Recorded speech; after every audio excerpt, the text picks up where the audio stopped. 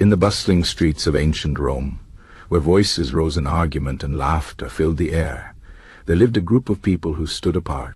They were the Stoics, followers of a philosophy that prized wisdom, courage, and self-control.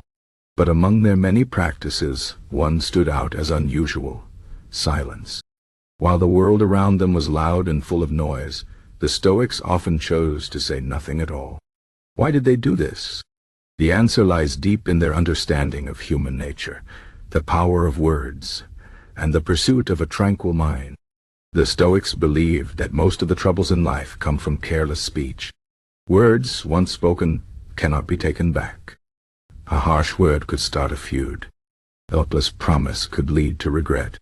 Even idle chatter could waste precious time that might be spent on deeper reflection. For this reason, the Stoics saw silence not as emptiness but as a shield, a way to protect themselves from foolish mistakes and unnecessary conflicts. The philosopher Epictetus, once a slave, taught his students that we have 2 ears and 1 mouth for a reason: to listen more and speak less. But silence was not just about avoiding mistakes. It was also a way to train the mind. Imagine a lake disturbed by wind. The water becomes muddy, and you cannot see the bottom. But when the wind stops, the mud settles and the water becomes clear. The Stoics saw the mind in the same way. Constant talking, reacting, and engaging in every little dispute kept the mind restless. By practicing silence, they allowed their thoughts to settle. In that quiet, they found clarity. They could see their own emotions, their desires, and their judgments more clearly. Seneca, one of the greatest Stoic teachers, often withdrew into silence to examine his own life. He wrote that in silence a man could hear the voice of reason, undistracted by the noise of the world.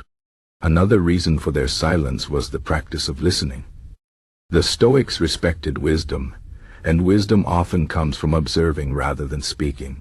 By staying silent, they could truly hear others, not just the words, but the meaning behind them. They could learn from the wise, understand the foolish, and remain unaffected by empty praise or criticism. Marcus Aurelius, the emperor who ruled Rome with a Stoic heart, wrote in his private journal that most of what people say is unimportant.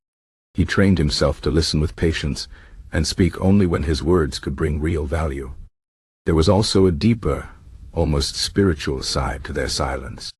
The Stoics believed that the universe itself was orderly and rational, governed by a divine reason they called logos. To align themselves with this greater harmony, they had to quiet the endless chatter of their own minds. In silence, they could feel connected to something larger than themselves.